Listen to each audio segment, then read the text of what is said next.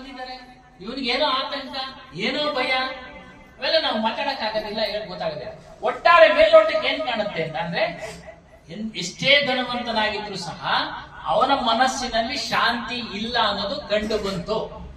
ನಮ್ಮ ಸ್ವಾಮಣ್ಣ ಹೇಳಿದಾಗೆ ಜ್ಞಾನವನ್ನ ತಿಳಿದಿದೆ ಅನ್ನೋ ಪಕ್ಷದಲ್ಲಿ ನಿಯಂತ್ರಣಕ್ಕೆ ತೆಗೆದುಕೊಳ್ತಾ ಇದ್ದ, ಅದನ್ನ ಬಗೆಹರಿಸೋ ಉಪಾಯ ಬರೋದು ಸಮಸ್ಯೆಗಳನ್ನ. ಜ್ಞಾನದಲ್ಲಿದ್ರೆ ಎಲ್ಲ ಉಪಾಯಗಳು ಆಟೋಮೆಟಿಕ್ ಆಗಿ ಬಂದ್ಬಿಡ್ತವೆ. ಪ್ರಶ್ನೆ ಕೇಳಕ್ಕೆ ಎಷ್ಟು ಉಪಾಯದಿಂದ ಕೇಳ್ತೀರ ನೋಡಿ. ಜ್ಞಾನವೇ ಕಾರಣ ನೀವು ಪ್ರಶ್ನೆ ಕೇಳಕ್ಕೆ, ನಿಮ್ಮಲ್ಲಿರ್ತಕ್ಕಂಥ ಜ್ಞಾನ ಕಾರಣ ಪ್ರಶ್ನೆಗಳು ಕೇಳಕ್ಕೆ. ಹಾಗಾಗಿ ಆ ಜ್ಞಾನ ನಮ್ಮನ್ನ ಮುನ್ನಡೆಸುತ್ತೆ. ಏನೇ ಆತಂಕ ಬಂದ್ರು, ಏನೇ ಪರಿಸ್ಥಿತಿ ಬಂದ್ರು, ಜ್ಞಾನವನ್ನ ಇವ್ರು ಹೇಳಲ್ಲ ಸಾಹೇಬ್ರು, ಅದನ್ನೆಲ್ಲ ಧಾರಣೆ ಮಾಡ್ಕೊಂಡ್ರೆ ಎಲ್ಲವನ್ನ ನಿಭಾಯಿಸೋ ಒಂದು ಮಾನಸಿಕ ಫಲ ಬರುತ್ತೆ. मानुष तेरा गुण बड़ा बड़ा बड़ा कैसे बनता है? यहाँ भी बड़ा कहते हैं ना, बड़ा जो दाल का उड़द दाल को भिगा कर, उड़द दाल मूंग दाल, दाल को जब रात में भिगाते हैं, रात भर भीगता है, बड़ा कैसे बनता है? रात में दाल को रात भर भिगाते हैं, भिगाने के बाद क्या करते हैं? उसका ऊपर का छिलका निकालते हैं, उसका ऊपर का चमड़ी निकालते हैं, सिप्पे। उतना इतना नहीं, उसके बाद में क्या करते हैं? मिक्सी से सील से पीसते हैं उसको। पीसने के बाद क्या करते हैं? उसमें मिर्च मसाला डालते हैं, और मिर्च मसाला डालने पर भी बड़ा भी नहीं बना। उसको उनकी अग्नि परीक्षा होती है, अग्नि परीक्षा, आग से परीक्षा की जाती है। उसको खौलते हुए तेल में डाला जाता है, और कहीं तेल से जब निकालते हैं तब खाते हैं, तब क्या कहते हैं? उसको बड़ा, है ना? कई प्रकार का बड़ा बनता है। मतलब इतनी परीक्षा होने के बाद भी बात बड़ा बनता है। घर में, परिवार में प्रोसेस कितना प्रोसेस हुआ तब कहीं वो बड़ा बना। हम घर में रहते हैं, परिवार में रहते हैं, समाज में रहते हैं, पत्नी कुछ बोल दिए, पति कुछ बोल दिए, बच्चे कुछ बोल दिए, बच्चे को आप बोल दिए तो वो सह नहीं पाए, क्या क्या कुछ अभी सुन भी रहे थे। वो मतलब यहाँ तक से आत्महत्या करने के लिए तैयार हो जाते हैं, करने के लिए। तो बड़ा कैसे बनेगा? कितना सहने के बाद बड़ा बनता है। वैसे ही हम सबको सहना है, और बिना सहे बड़ा नहीं बन सकते, इसलिए सहने की आवश्यकता है। ನಾವು ಮಾತನಾಡ್ತಾ ಇದ್ದು ಒಂದು ವಿಚಾರ ಅವರಿಗೆ ಅರ್ಥ ಆಯ್ತು ಅನ್ಸುತ್ತೆ, ಅದಕ್ಕೆ ಅವರು ಸಹನೆಯ ಮಾತನ್ನ ನಮ್ಗೆ ತಿಳಿಸ್ತಾ ಇದ್ದಾರೆ. ಏನು ನಾವು ವ್ಯಕ್ತಿ ಬಗ್ಗೆ ಮಾತನಾಡ್ತಾ ಇದ್ದೀವಿ. ದೊಡ್ಡವನಾಗೋದು ಯಾವ ರೀತಿ? ಒಂದು ಕಾಳಿನ ಉದಾಹರಣೆ ಕೊಟ್ಟರು. ಅಂಗಡಿಯಿಂದ ತರ್ತೀವಿ, ಅದನ್ನ ಸ್ವಚ್ಛ ಮಾಡ್ತೀವಿ, ಅದನ್ನ ಸಿಪ್ಪೆ ತೆಗಿತೀವಿ, ನಂತರ ಅದನ್ನ ಉಪಯೋಗ ಮಾಡ್ಕೊಳ್ಳಕ್ಕೆ, ಊಟ ಮಾಡೋಕೆ ಏನೆಲ್ಲ ಮಾಡ್ತೀವಿ, ಆಗ ಅದು ದೊಡ್ಡದಾಯ್ತು, ಚೆನ್ನಾಗಿ ರುಚಿಯಾಗಿದೆ ಅಂತ ಹೇಳ್ತೀವಿ, ರುಚಿಯಾಗಿದೆ ಅಂತ ಹೇಳ್ತೀವಿ. ಅದೇ ರೀತಿಯಾಗಿ ಮನುಷ್ಯ ದೊಡ್ಡವನಾಗ್ಬೇಕಾದ್ರೆ, ಅವನು ಬಡ ಆಗ್ಬೇಕಾದ್ರೆ, ತನಗ್ ತಾನೇ, ಸಮಾಜಕ್ಕಲ್ಲ, ತನಗ್ ತಾನೇ ದೊಡ್ಡವನಾಗ್ಬೇಕಾದ್ರೆ ಅಂದ್ರೆ ಸಂಯಮದಿಂದ ಇರಬೇಕು. ಸಂಯಮದಿಂದಾನೆ ದೊಡ್ಡವನು ಅಂತ ಅಂದ್ರೆ ಜ್ಞಾನವನ್ನ ತಿಳಿದಾಗ ಮಾತ್ರ. ವ್ಯವಹಾರಿಕ ಜ್ಞಾನ ಅವ್ರು ದೊಡ್ಡವ್ರು ಆಗ್ಲೇ ಹೇಳಿದ್ರಲ್ಲ, ಬಲವಂತರು, ವಿದ್ಯಾವಂತರು ಎಲ್ಲ, ಅವ್ರಿಗೆಲ್ಲ ನಾವು ಮುಂದೆ ನಮಸ್ಕಾರ ಆಗ್ತೀವಿ, ಹಿಂದೆ ತೆಗಳ್ತೀವಿ, ಹೇಗ್ ಬಂದೋ, ಏನ್ ಕಥೆನೋ, ಆಗಿದ್ದ ಹೀಗಿದ್ದ. ಆದ್ರೆ ಯಾವಾಗ ಜ್ಞಾನವನ್ನ ಧಾರಣೆ ಮಾಡ್ಕೊಂಡು ಎಲ್ಲಾ ವ್ಯವಹಾರಗಳನ್ನ ಚೆನ್ನಾಗಿ ನಿರ್ವಹಣೆ ಮಾಡುತ್ತಾ ಸಂಯಮದಿಂದ ಇರ್ತಾನೋ ಆತನು ಬಡ ಅಂದ್ರೆ ದೊಡ್ಡವನು, ದೊಡ್ಡ ವ್ಯಕ್ತಿಯಾಗಿ ಮಾರ್ಪಾಟಾಗ್ತಾನೆ. ಅನೇಕ ಜನರು ಇದ್ದಾರೆ, ಆದ್ರೆ ಕಣ್ಣಿಗೆ ಕಾಣೋದಿಲ್ಲ. ಯಾಕೆಂದ್ರೆ ಅವರು ಮನಸ್ಸಿನಲ್ಲೇ ಧಾರಣೆ ಮಾಡ್ಕೊಂಡು ಅದನ್ನ ನಡೆಸ್ಕೊಂಡು ಬರ್ತಾ ಇರ್ತಾರೆ. ತಮಗೆ ತಾವು ಜ್ಞಾನಿಗಳಾಗಿ ಅದನ್ನ ಆಚರಣೆಯಲ್ಲಿ ಇಟ್ಕೊಂಡಿರ್ತಾರೆ. ಬೇರೆಯವರಿಗೆ ದೊಡ್ಡದಾಗಲಿ ಏನು ಪ್ರಯೋಜನ ಇಲ್ಲ, ಬೇರೆಯವರಿಗೆ ದೊಡ್ಡದಾಗಿ ಕಾಣಲು ಏನು ಪ್ರಯೋಜನ ಇಲ್ಲ. ಜ್ಞಾನಿಗಳು, ಸಾಧುಗಳು, ಸಂತರು ಇವರೆಲ್ಲ ಏನ್ ಮಾಡ್ತಾರೆ? ಆತ್ಮಜ್ಞಾನದಲ್ಲಿ ನಿಂತು ತಮ್ಮನ್ನ ತಾವು ತಿಳಿದು ಬಹಳ ದೊಡ್ಡವರಾಗಿರ್ತಾರೆ. गुजरात में अक्षरधाम आप देखे होंगे, कोई गए होंगे, अहमदाबाद में है वो। जैसे इंटर करते हैं अक्षरधाम धाम में, तो एक मूर्ति, एक आदमी का मूर्ति है। मूर्ति में आदमी खुद बना रहा है। एक हाथ से छीनी पकड़ा है, छीनी समझ गया ना, छीनी ऐसा गढ़ते हैं छीनी। अब इस हाथ से हथौड़ा, लाठी है ना, लाठी नहीं, हथौड़ा से मारते हैं। मूर्ति बनाने का तो ऐसा गढ़ते गढ़ते जो एक अनगढ़ पत्थर है, पत्थर मूर्ति के रूप में आता है। एक जो अनगढ़ पत्थर है एक मूर्ति के रूप में निकलता है, और मूर्ति के रूप से निकालने वाले कौन है? आदमी। हम सब लोग अपने आदमी ही निकालेगा। हमारे अंदर जो विकार, मूर्ति कहीं से आई नहीं, भगवान कहीं से आई नहीं, उसको भगवान वही मूर्ति जाकर के मंदिर में स्थापित होता है और उसको कहते हैं भगवान कहते जाता है। कहा जाता है कि दो पत्थरों में बात हुई, तो एक मूर्ति जो पत्थर बनी थी वो नीचे पैदान में, तो पैदान पूछा गया कि भाई आप उसको मूर्ति को कि आप भगवान बन गए, आप पूजा, लोग पूछते हैं आपको, और मेरे तो पैर से चलते हैं। कहे कि भाई आप पत्थर ठोकर आप सहे नहीं, आप ठोकर नहीं सहे, धक्का नहीं सहे, इसलिए आप पैदान बने, और मैं ठोकर सहता, कितना सख्त ठोकर सहा, उसके बाद ये मूर्ति के रूप में मैं विराजमान हूँ। लेकिन सहा तो सहने की बात, हर जगह सहने की बात होती है, घर, परिवार, समाज, देश, तो कहने सुनने वाले, लेकिन हमको आगे बढ़ना है और वही आदमी आगे बढ़ता है। ಮುಂದುವರೆದು ಹೇಳಿದ್ರು, ಗುಜರಾತ್ನಲ್ಲಿ ಅಕ್ಷರಧಾಮ ಒಂದು ಮೂರ್ತಿ ಇಟ್ಟಿದ್ರು. ಆತನ ಕೈನಲ್ಲಿ ಹುಳಿ, ನಾವು ಅಂದ್ಕೊಳ್ಳೋಣ ಹುಳಿ ಮತ್ತೆ ಸುತ್ತಿ. ಮೂರ್ತಿ ಮನುಷ್ಯನಿಂದ ಆಗಿದ್ದು, ದೇವರ ವಿಗ್ರಹ ಮತ್ತೊಂದು ಮನುಷ್ಯ ಮಾಡಿ ಅದನ್ನ ಪೂಜೆ ಮಾಡ್ತಾನೆ. ಒಂದು ಎರಡು ಕಲ್ಲುಗಳ ನಡುವೆ ಮಾತಾಯ್ತಂತೆ. ಮೂರ್ತಿ ಆಗಿರತಕ್ಕಂತ ಕಲ್ಲಿಗೆ ಆ ಕೆಳಗಡೆ ಇರತಕ್ಕಂತ ಕಲ್ಲು ಕೇಳ್ತಿತ್ತಂತೆ, ಏನಪ್ಪಾ ನಿನ್ಗೆ ಎಷ್ಟೊಂದು ಗೌರವ ಕೊಡ್ತಾರೆ, ಪೂಜೆ ಮಾಡ್ತಾರೆ, ನನ್ನ ನೋಡಿ ಎಲ್ಲ ತುಳ್ಕೊಂಡು ಓಡಾಡ್ತಾ ಇದ್ದಾರೆ ಅಂತ. ಅದಕ್ಕೆ ಮೂರ್ತಿ ಆಗಿರ್ತಕ್ಕಂತ ಕಲ್ಲು ಹೇಳ್ತಂತೆ, ನಾನು ಅನೇಕ ಪೆಟ್ಟುಗಳನ್ನ ತಿನ್ನಪ್ಪ, ಆ ಪೆಟ್ಟುಗಳು ತಿನ್ನಬೇಕಾದ್ರೆ ನಾನು ಸಹನೆಯಿಂದ ಇದ್ದೆ, ಸಹನೆಯಿಂದ ಇದ್ದಿದ್ದಕ್ಕೆ ನನಗೆ ಈ ಆಕಾರ ಬಂದಿದೆ, ಈ ಆಕಾರ ಬಂದಿದ್ರೆ ನನ್ನ ಪೂಜೆ ಮಾಡ್ತಾ ಇದ್ದಾರೆ. ನೀನು ಸಹ ಸಹನೆಯಿಂದ ಇದ್ದು ಪೆಟ್ಟು ತಿಂದು ನನ್ನಂತೆ ಆಗಿದ್ದೆ, ನಿನಗೂ ಪೂಜೆ ಮಾಡ್ತಾ ಇದ್ದಾರೆ. ನೀನು ತಿನ್ಲಿಲ್ಲ, ಅದಕ್ಕೆ ಎಲ್ಲರೂ ತುಳ್ಕೊಂಡು ಓಡಾಡ್ತಾ ಇದ್ದಾರೆ. ನಾನು ಸಹನೆಯಿಂದ ಪೆಟ್ಟು ತಿಂದೆ, ಮೂರ್ತಿಯಾಗಿದ್ದೀನಿ, ನನಗೆ ಪೂಜೆ ಮಾಡ್ತಾ ಇದ್ದಾರೆ. ಅದರಿಂದ ಮನುಷ್ಯ ಏನ್ ಮಾಡ್ಬೇಕು, ತನ್ನ ಜೀವನದಲ್ಲಿ, ಪರಿವಾರದಲ್ಲಿ, ಸಮಾಜದಲ್ಲಿ ಸಹನೆಯಿಂದ ಇರೋದನ್ನ ಕಲಿಬೇಕು, ಸಹನೆಯಿಂದ ಇರಬೇಕು. ಆಗ ದೊಡ್ಡ ವ್ಯಕ್ತಿ ಆಗೋದಕ್ಕೆ ಸಾಧ್ಯ. ದೊಡ್ಡ ವ್ಯಕ್ತಿಗೆ ಸಮಾಜದ ಕಣ್ಣು ಕಾಣಲ್ಲ, ತನಗೆ ತಾನೇ ಜ್ಞಾನಿ ಆಗೋದಕ್ಕೆ ಸಾಧ್ಯ ಆಗುತ್ತೆ, ಇಲ್ಲ ಅಂದ್ರೆ ಸಾಧ್ಯ ಇಲ್ಲ. ಇಲ್ಲೊಂದು ಆಗಿದ್ದಾರೆ, ಮನುಷ್ಯನಿಗೆ ಕತ್ತಲಿಗಿಂತ ಅತಿ ಹೆಚ್ಚು ಯಾವುದು ಕತ್ತಲು ಅಂದ್ರೆ ಅಜ್ಞಾನ. इसमें लिखा है मानुष को अंधकार कौन है, अज्ञान है, अंधकार, बड़ा अज्ञान है अंधकार। वो छोटा मोटा अंधकार नहीं, वो दीप जलाते आ जाते चले जाते, ऐसा लिखा है। आगे टाइम देख लिया आपने? अंतिम। Okay okay, thank you. माफ करना, टाइम पूछने के लिए पूछ लिया। नहीं। तो बड़ा बनाने के लिए बात चल रही थी, तो बड़ा बनाने वाले हमारे कौन है? संत सदगुरु। संत सदगुरु बड़ा बनाने के तरीका बताते हैं, बड़ा बनाने का तरीका बताते हैं। आदमी बनाने का तरीका, पहले सबसे पहले आदमी बने। आदमी, सदगुरु कबीर साहब ने कहा कि ना, आदमी के लिए कोई जाति पाति ऐसा कुछ भी बात नहीं है ना। एक त्वचा, हाड़, मल, मूत्रा, एक रुधिर, एक गुदा, एक बूंद से सृष्टि रहती है, वो ब्राह्मण को शूद्रा। रजोगुण ब्रह्मा, तमोगुण शंकर, सतोगुण हरि होई, कहे कबीर राम रमे हिंदुत्व।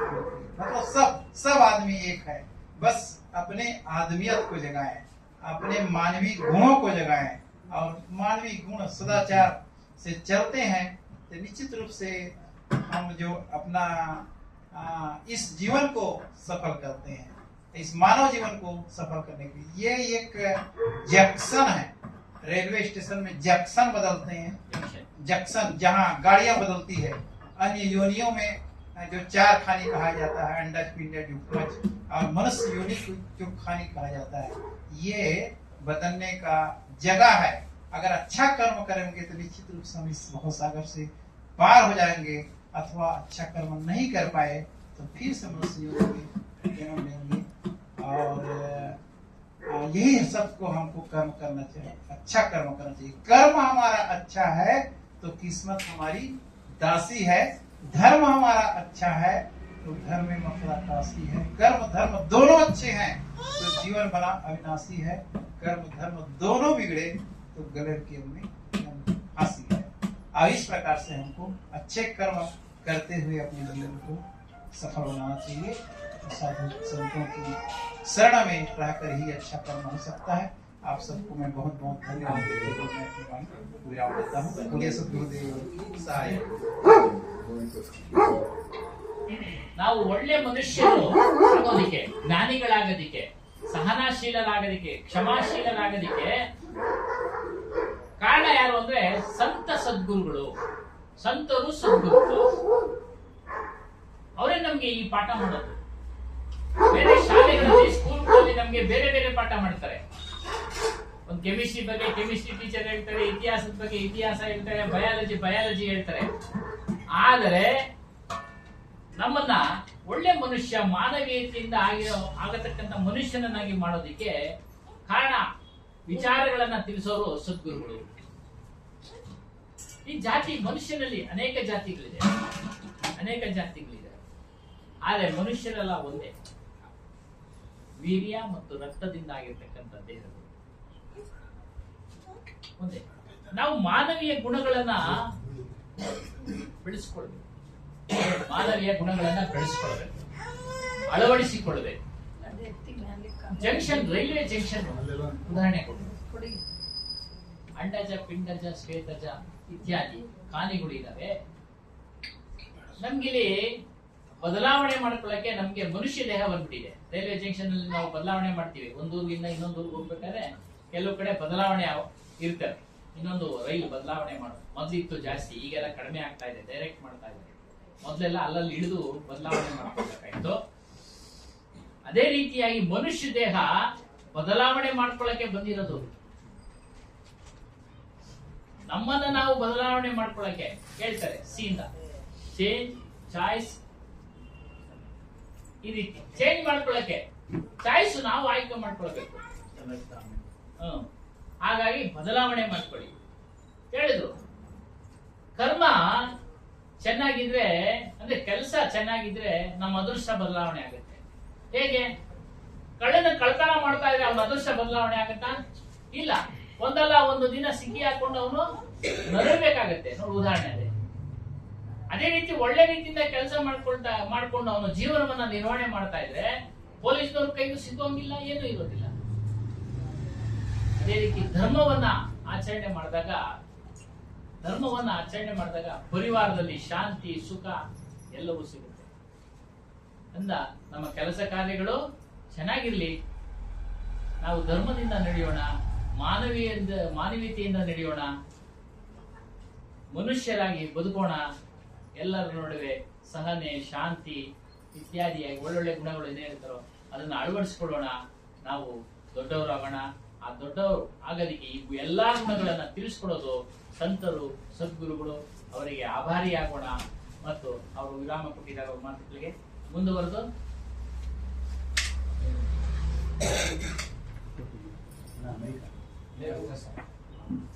देवेंद्र साहब से निवेदन है साहब जी 20 मिनट तक आप हमको अच्छा बात सुनाइए.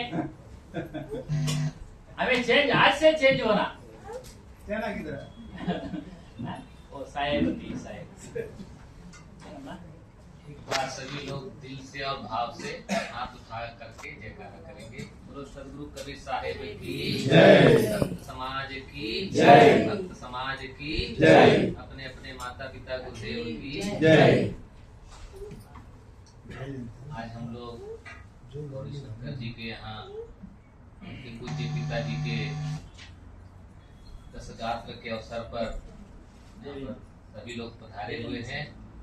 मध्य प्रदेश से पधारे हुए हमारे परम पूज्य आदरणीय संत श्री दो साहब जी और पूजनीय पिताजी और बहन जी आई हुई हैं, हमारे आदरणीय रंगा स्वामी महंत साहब और हमारे साथ में श्री दिनेंद्र साहब। यही हमको पकड़ लाते हैं, कोई पकड़ने वाला चाहिए। सदगुरु अगर हमारा हाथ न पकड़े होते तो हम लोग यहाँ तक पहुँचते ही नहीं। हमारे संत लोग यहाँ पर आकर के देखो, इस कर्नाटक प्रांत में जहाँ पर भाषा नहीं समझ पाते हैं, फिर भी कबीर साहब का ज्ञान यहाँ पर आया।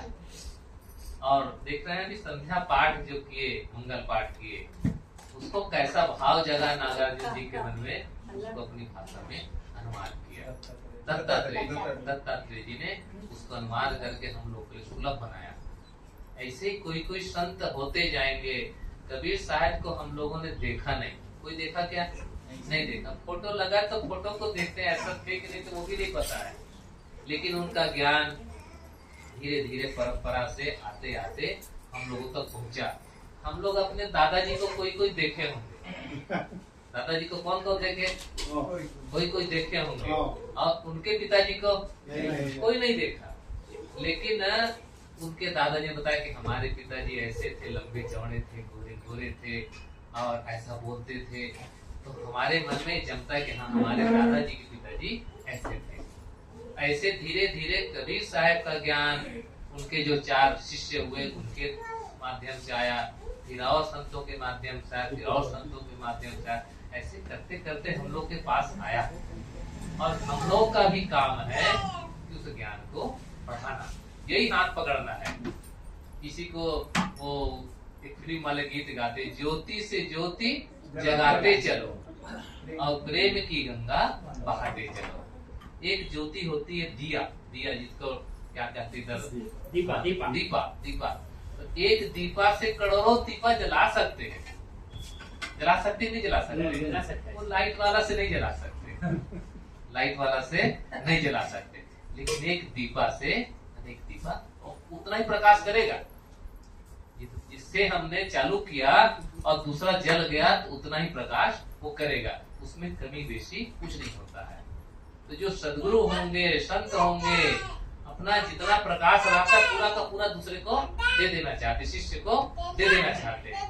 1% भी कम नहीं रखते हैं कि वो शिष्य मेरा थोड़ा सा कम कर दूं, ऐसा नहीं होता है। भौतिक ज्ञान के क्षेत्र में पूरा का पूरा नहीं बताया जाता है, थोड़ा सा बचा के रखते हैं।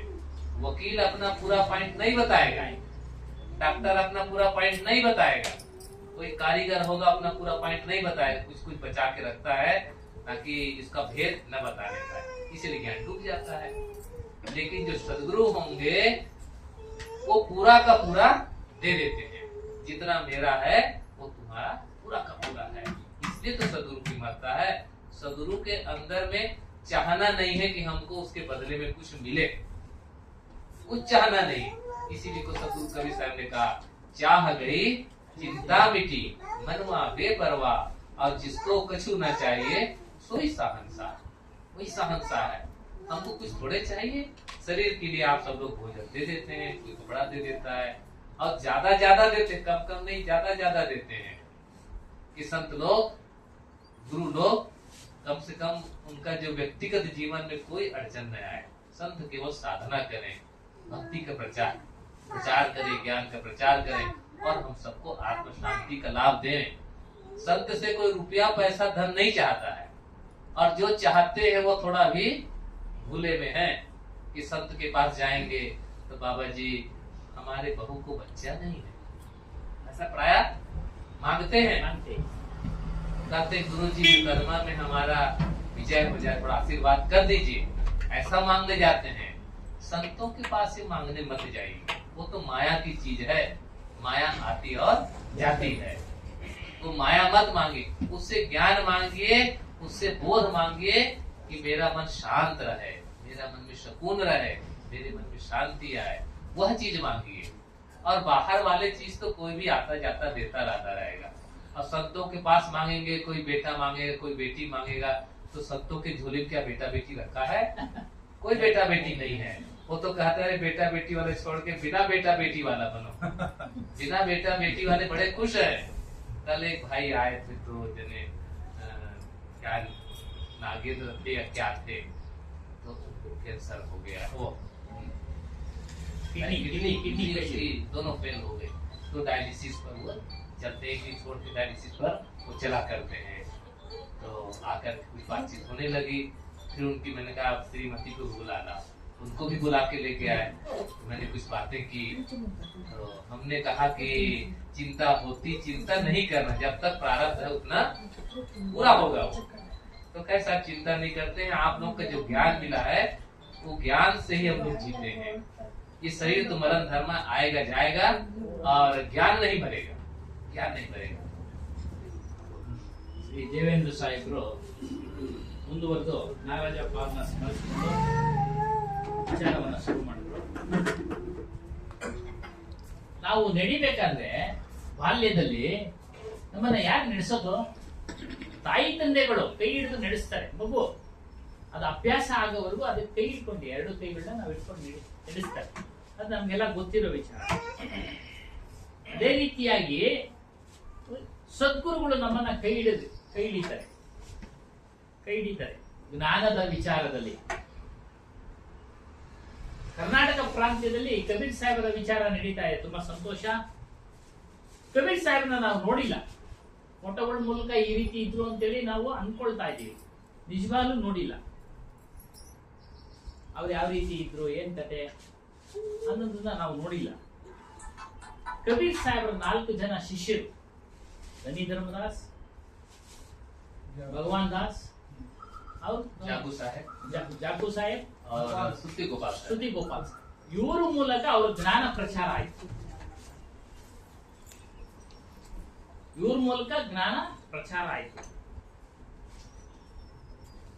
ಹಾಗೆ ಹಂತ ಹಂತವಾಗಿ ಬೆಳೆದು ಬಂದು ಇವತ್ತಿನ ದಿನ ನಾವು ಕಬೀರ್ ಜ್ಞಾನವನ್ನ ತಿಳ್ಕೊಳ್ತಾ ಇದ್ದೀವಿ. ಒಂದು ಉದಾಹರಣೆ ಕೊಟ್ಟರು, ಜ್ಯೋತಿ ದೀಪ. ಲೈಟ್ ನ ಒಂದು ಲೈಟ್ ಇಂದ ಇನ್ನೊಂದು ಲೈಟ್ ಬೆಳಗಿಸಕ್ ಸಾಧ್ಯ ಇಲ್ಲ. ಆದ್ರೆ ದೀಪ ಇದೆಯಲ್ಲ, ಆ ದೀಪದಿಂದ ಹಲವಾರು ದೀಪಗಳನ್ನ ಬೆಳಗಿಸಬಹುದು.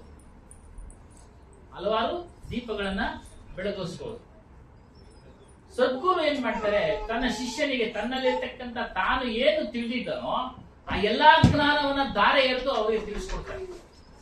ಆದ್ರೆ ಭೌತಿಕ ಜ್ಞಾನ ಆಗಲ್ಲ, ವ್ಯವಹಾರದ ಜ್ಞಾನ ಆಗಲ್ಲ.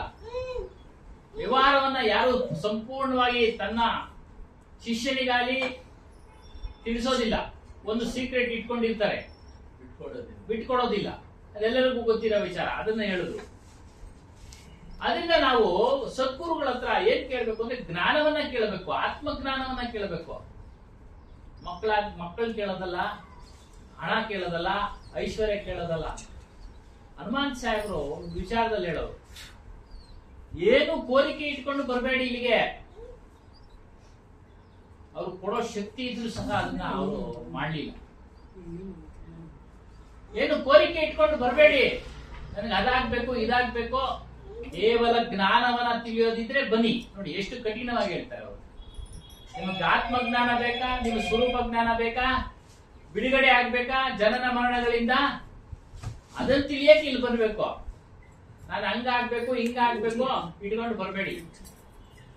ಅದಕ್ಕೆ ಕಬೀರಾಶ್ರಮಗಳಲ್ಲಿ ಕಡಿಮೆ ಪ್ರಮಾಣದ ಜನ ಸೇರ್ತಾರೆ. ಎಲ್ಲ ಬಿಡು ಅಂತಾರೆ, ಏನು ಕೇಳ್ಬೇಡ ಅಂತಾರೆ. ನೆನೆ ಒಂದು ಯಾರು ಕೇಳ್ತಾ ಇದ್ರಂತೆ ಆರೋಗ್ಯ ಬಗ್ಗೆ, ಇದು ಡಯಾಲಿಸಿಸ್ ಮಾಡ್ತಾ ಇದ್ದಾರೆ. ಅದನ್ನ ಕೇಳಿದರೆ ಅದಕ್ಕೆ ಅವ್ರನ್ನ ಕರೆದು, ಹಿಂಸದನ್ನ ಕರೆದು ಹೇಳ್ತಾರೆ, ಪ್ರಾರಬ್ಧ ಕರ್ಮಾನುಸಾರ ಏನ್ ಬಂದಿದ್ಯೋ ಅದನ್ನ ಭೋಗಿಸ್ಬೇಕು. ಅದನ್ನ ಯಾರು ಏನು ಮಾಡ್ಲಿಕ್ಕೆ ಸಾಧ್ಯ ಇಲ್ಲ. ನೋಡಿ ಆ ವಿಚಾರ ಅವ್ರು ನಮ್ಗೆ ಒಳ್ಳೇದಾಗಲಿ ವಾಸಿ ಎಲ್ಲಿ ವಾಸಿ ಆಗುತ್ತೆ? ಕಿಡ್ನಿ ಫೇಲ್ಯೂರ್ ಆದ್ಮೇಲೆ ವಾಸಿ ಆಗೋದು ಕಷ್ಟ. ಅದೇ ಡಯಾಲಿಸಿಸ್ ಮಾಡ್ಕೊಂಡು ಇರೋವರೆಗೂ ಜೀವನ ಮಾಡ್ಬೇಕು, ಇರೋವರೆಗೂ ಜೀವನ ಮಾಡ್ಬೇಕು.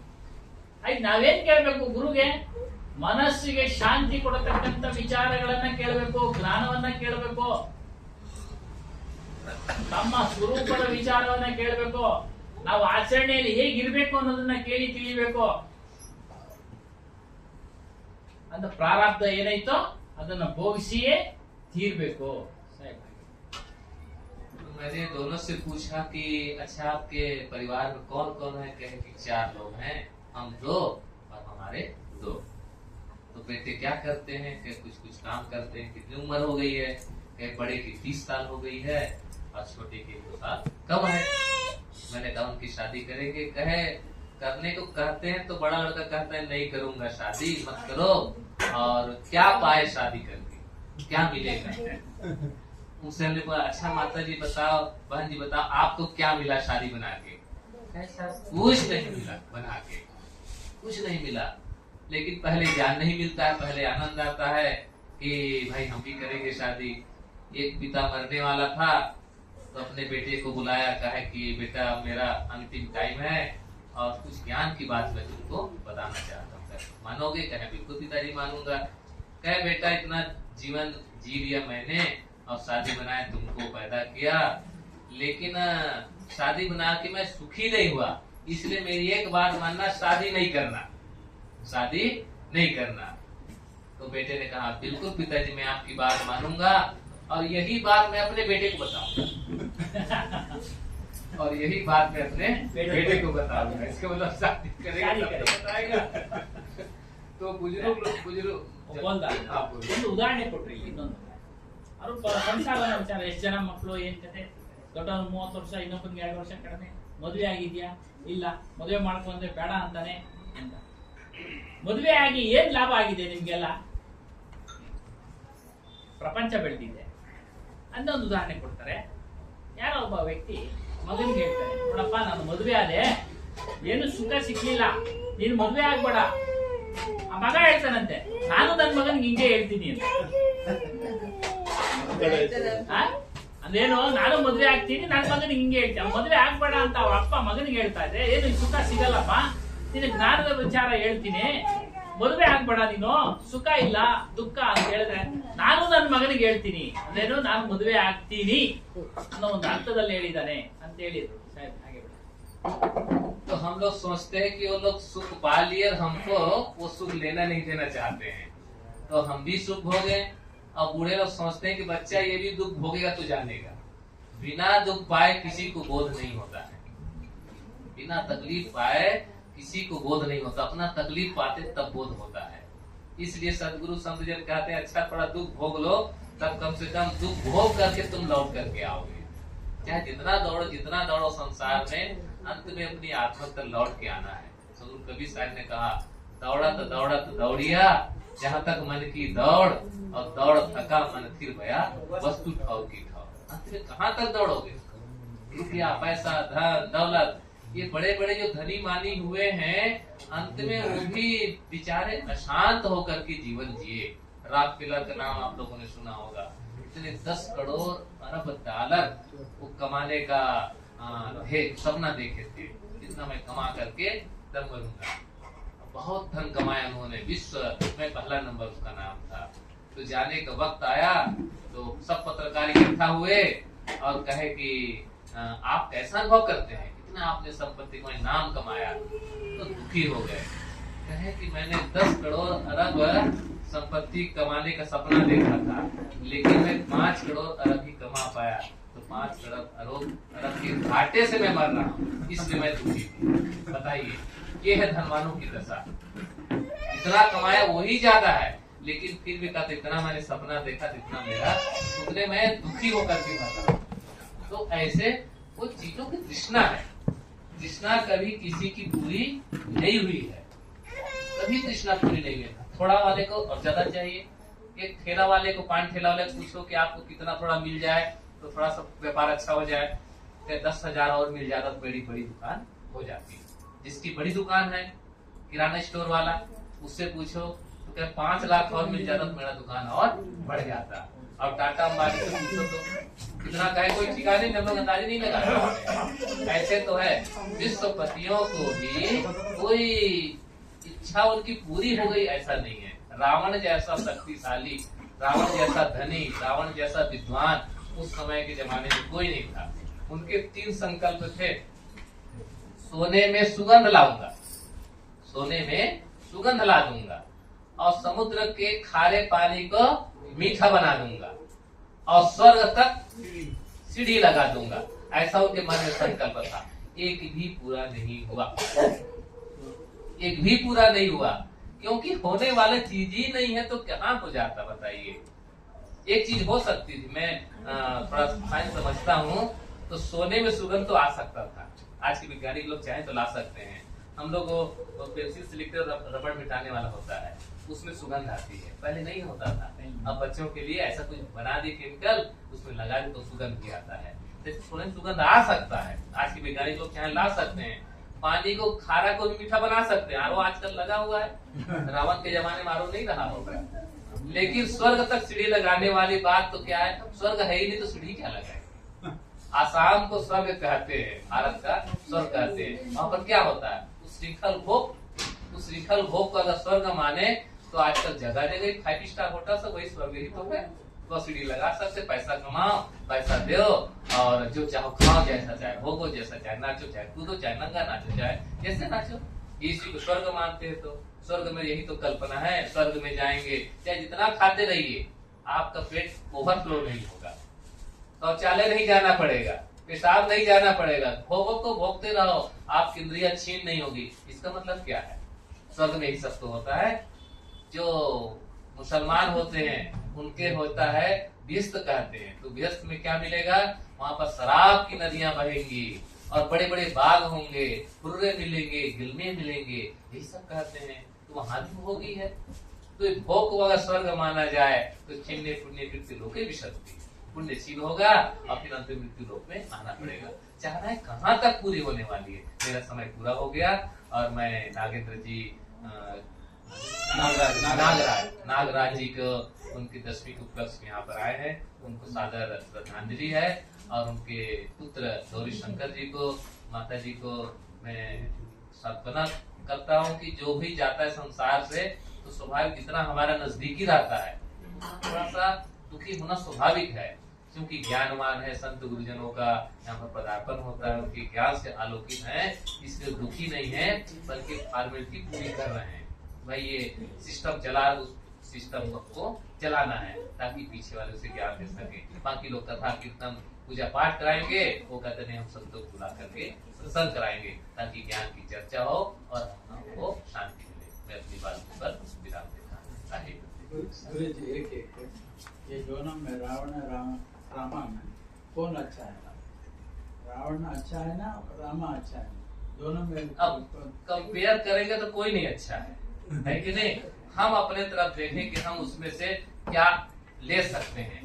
सद्गुणों को लेना चाहिए, कमी किसमें नहीं होती है।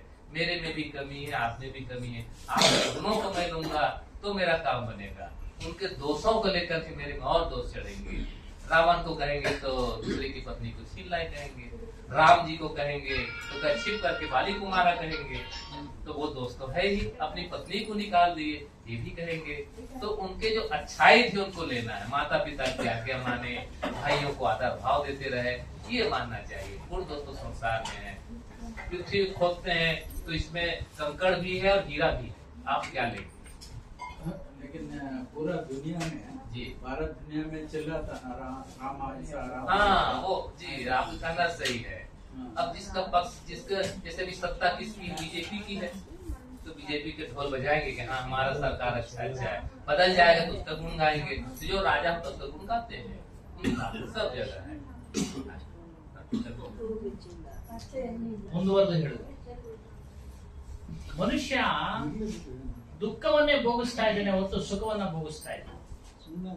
ಸುಖನ ಭೋಗಿಸೋದಕ್ಕೆ ಅವನು ಓಡ್ತಾ ಇದ್ದಾನೆ. ಯಾವುದರಿಂದ ಓಡ್ತಾ ಇದ್ದಾನೆ? ಹಣದಿಂದ ಓಡ್ತಾ ಇದ್ದಾನೆ, ಐಶ್ವರ್ಯದಿಂದ ಓಡ್ತಾ ಇದ್ದಾನೆ, ಕೀರ್ತಿಯಿಂದ ಓಡ್ತಾ ಇದ್ದಾನೆ. ಏನೇನು ಇದಾವೋ ಅಲ್ಲಿ ಸುಖ ಸಿಗುತ್ತೆ, ಇಲ್ಲಿ ಸುಖ ಸಿಗುತ್ತೆ ಅಂತ ಹೇಳಿ. ಆದ್ರೆ ಅವನಿಗೆ ಸುಖ ಅನ್ನೋದೇ ಸಿಕ್ಕಿಲ್ಲ, ಸುಖ ಅನ್ನೋದೇ ಸಿಕ್ಕಿಲ್ಲ, ಆಸೆ ಅನ್ನೋದು ಕಡಿಮೆ ಆಗಿಲ್ಲ. ಯಾರೋ ಒಬ್ಬ ವ್ಯಕ್ತಿಯ ಉದಾಹರಣೆ ಕೊಟ್ಟರು. ಅವನು ಸಂಕಲ್ಪ ಮಾಡುತ್ತಂತೆ 10,000 ಕೋಟಿ ಅರಬ್ ಹಣ, ಅಷ್ಟು ಹಣ ಗಳಿಸ್ಬೇಕು ಅಂತೇಳಿ. ಆತನಿಗೆ ಗಳಿಸಕ್ಕಾಗಲ್ಲ, ಇನ್ನೇನು ಸಾಯಂಕಾಲ ಬಂದ್ಬಿಟ್ಟು ಪತ್ರಕರ್ತರೆಲ್ಲ ನಿಮ್ಮ ಅನುಭವನ ಹೇಳಿ ಅಂತ ಹೇಳಿದಾಗ ಅವನು ಹೇಳ್ತಾನೆ, ನಾನು ಸಂಕಲ್ಪ ಮಾಡಿದ್ದೆ 10,000 ಕೋಟಿ ಅರಬ್ ಹಣ ಗಳಿಸ್ಬೇಕು ಅಂತೇಳಿ ಸಂಕಲ್ಪ ಮಾಡಿದ್ದೆ, ಆದ್ರೆ ನನಗೆ ಗಳಿಸಕ್ಕಾಗ್ಲಿಲ್ಲಪ್ಪ, 5,000 ಅದ್ರಲ್ಲಿ ಅರ್ಧ ಗಳಿಸ್ತೆ ಅಂತೇಳಿ ಹೇಳ್ತಾನಂತೆ ತನ್ನ ಕೊನೆ ಅಂತಿಮ ಕಾಲದಲ್ಲಿ. ಈ ರೀತಿ ಮನುಷ್ಯ ಹಣದ ಹಿಂದೆ, ಕೀರ್ತಿ ಹಿಂದೆ, ಇತ್ಯಾದಿ ಸುಖಗಳ ಹಿಂದೆ ಓಡ್ತಾ ಇದ್ದಾನೆ. ಅವನಿಗೆ ಸುಖನೇ ಸಿಕ್ಕಿಲ್ಲ, ಸುಖನೇ ಸಿಕ್ಕಿಲ್ಲ, ಯಾರಿಗೂ ಸಿಗೋದು ಇಲ್ಲ, ಯಾರಿಗೂ ಸಿಗೋದು ಇಲ್ಲ. ರಾವಣ ಸಂಕಲ್ಪ ಮಾಡಿದ್ದಂತೆ 3 ಸಂಕಲ್ಪ. ಚಿನ್ನದಿಂದ ಸುಗಂಧವನ್ನ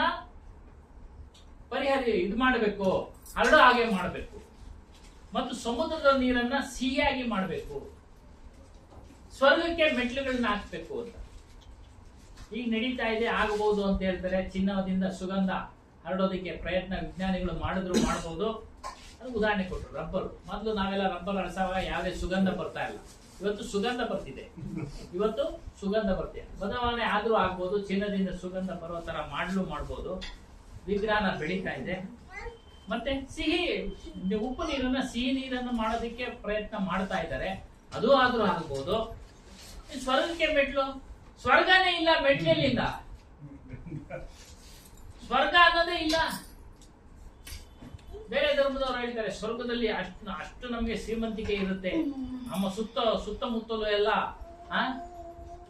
ಯಾರು ರಂಬೆ ಊರ್ವಶಿಯವರೆಲ್ಲ ನಿಂತ್ಕೊಂಡು ನಮ್ಮ ಸೇವೆ ಮಾಡ್ತಾರೆ, ಹಾಗಾಗಿ ನೀವು ನಿಮ್ಮ ಒಂದು ಇದನ್ನ ತ್ಯಾಗ ಮಾಡಿ ಧರ್ಮಕ್ಕೋಸ್ಕರ ಅಂತ. ಅದು ಯಾವ ಧರ್ಮ ಅಂತ ಗೊತ್ತಲ್ಲ ನಿಮ್ಗೆ. ಹಾಗಾಗಿ ಅಂತದ್ದು ಏನು ಇಲ್ಲ, ಆತರ ಏನು ಇಲ್ಲ. ಅಕಸ್ಮಾತ್ ಇದ್ರೂ ಸಹ ನಿಮ್ಮ ಪುಣ್ಯ ಫಲ ಎಲ್ಲಿವರೆಗೂ ಇದೆಯೋ ಅಲ್ಲಿವರೆಗೂ ಮಾತ್ರ ನಿಮ್ಮನ್ನ ಅಲ್ಲಿ ಇಟ್ಕೊಳ್ಳೋದು. ಅದನ್ನ ಕೃಷ್ಣನ ಹೇಳ್ಬಿಟ್ಟಿದೆ. ಆ ಬ್ರಹ್ಮ ಭುವನಾಲೋಕ ಪುನರಾವರ್ತಿನೋ ಅರ್ಜುನ ಮಾಮುಪೇತ್ಯ ಕೌಂತೆಯ ಪುನರ್ಜನ್ಮ ನಲಿಸಿ. ಏ ಅರ್ಜುನ, ನಿನ್ನ ಪುಣ್ಯ ವಿಶೇಷ ಎಲ್ಲಿವರೆಗೂ ಇರುತ್ತೋ ಅಲ್ಲಿವರೆಗೂ ನೀನು ಬ್ರಹ್ಮಲೋಕದಿಂದ ಯಾವುದೇ ಲೋಕಕ್ಕೆ ಹೋದ್ರು, ಯಾವ್ದ ಕೈಲಾಸ ವೈಕುಂಠ ಏನೇನ್ ಹೇಳ್ತಾರೋ, ನಿನ್ನ ಪುಣ್ಯದ ಅವಧಿ ಆ ಪೀರಿಯಡ್ ಮುಗಿದ ಮೇಲೆ ನೀನು ಬಂದ್ಬಿಡ್ಬೇಕಪ್ಪ. ಅದನ್ನೇ ಹೇಳಿದೆ, ಪುಣ್ಯದ ಅವಧಿ ಮುಗಿದ ಮೇಲೆ ಬಂದ್ಬಿಡ್ಬೇಕು ನೀನು.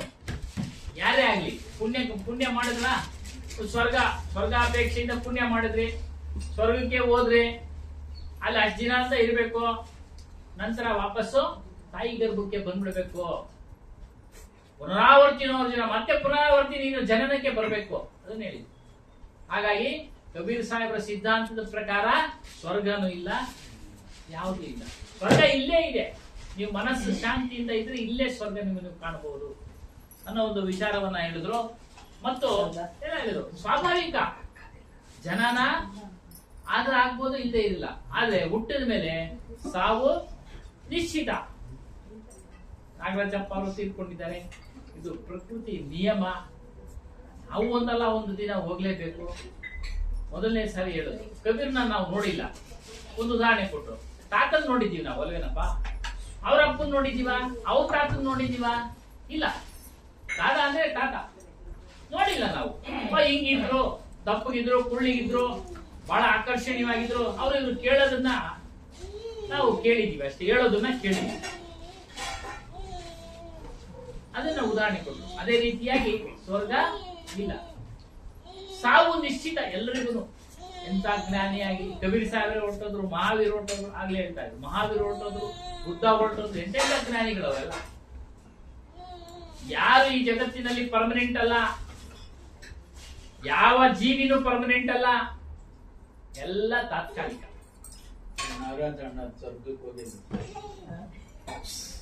ನಾವು ತೀರ್ಮಾನ ಮಾಡ್ಲಿಕ್ಕೆ ಸಾಧ್ಯ ಇಲ್ಲ.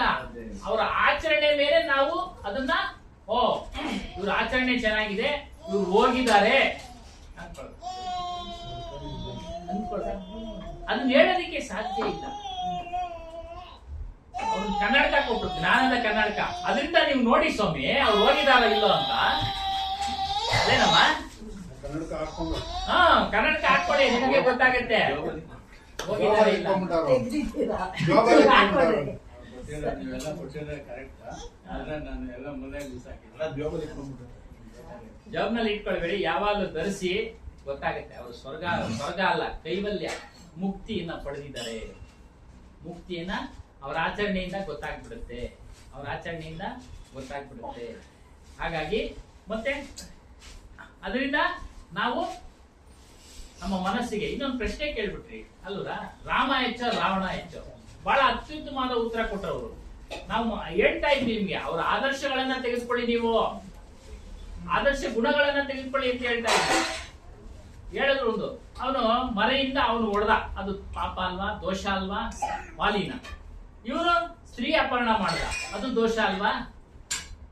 ಮನುಷ್ಯನ ದೋಷಗಳನ್ನ ತೆಗೆದುಕೊಳ್ಬೇಡಿ, ಅವನಲ್ಲಿರ್ತಕ್ಕಂಥ ಒಳ್ಳೆ ಗುಣಗಳನ್ನ ತೆಗೆದುಕೊಳ್ಳಿ, ಧಾರಣೆ ಮಾಡ್ಕೊಳ್ಳಿ.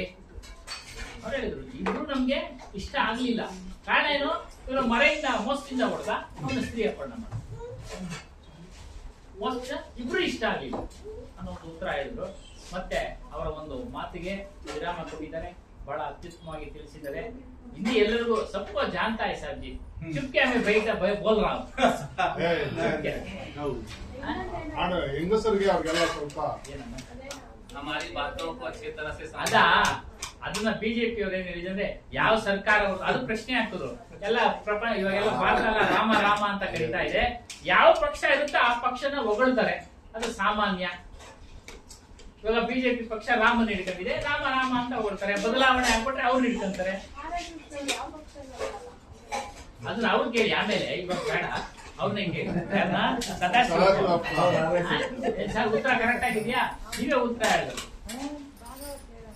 RSS ನನಗೆ ತಿಳಿದ ಮಟ್ಟಿಗೆ ಒಂದು ಒಳ್ಳೆ ಸಂಸ್ಕಾರ ಕೊಡ್ತಾ ಇದೆ, ಅದೊಂದು ಹೇಳಬಲ್ಲೆ. ಇನ್ನು ಉಳಿದಿದ್ದು ನಾವು ಹೇಳಕ್ಕೆ ನಾವು ಅದ್ರಲ್ಲಿ ಇಲ್ಲ, ಅವ್ರು ಇದ್ದಾರೆ, ಅವ್ರು ಕೇಳಿ ತಿಳ್ಕೊಳ್ಳಿ, ನಮಗೂ ತಿಳಿಸಿ. बोलिए श्री सत्यनारायण कबीर साहेब की जय, सद्गुरु देव की जय. अत्युत्तम, बहुत बड़ा था ऐसा जी, दोनों का विचार बहुत बड़ा. कल आप ऐसा बोले या नहीं? कल भी अलग बोला है, वो समय ऐसा होता है, कल अलग था. जगह का महिमा का.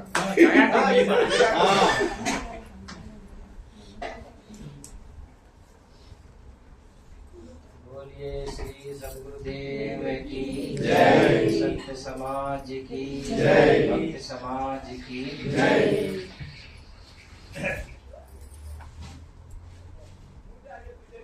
परम पूज्य संत श्री देवेंद्र साहिब जी, परम पूज्य संत श्री दिनेंद्र साहिब जी, हमारे महंत बेंगलोर से पधारे हुए गंगा स्वामी जी, दूर दूर से पधारे हुए प्रेमी भक्त सज्जनों,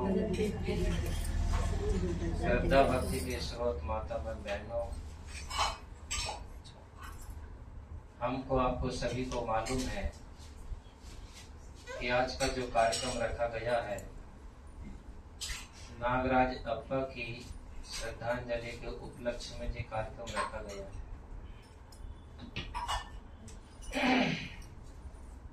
उन्हीं की याद में हम और आप सभी लोग यहाँ पर एकत्रित हुए।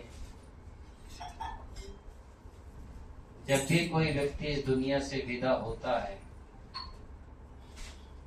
विदा होने के बाद में, जाने के बाद में परिवार को थोड़ा दुख भी होता है, परिवार को थोड़ा शोक भी होता है, जानते हुए भी इंसान को दुख होता है।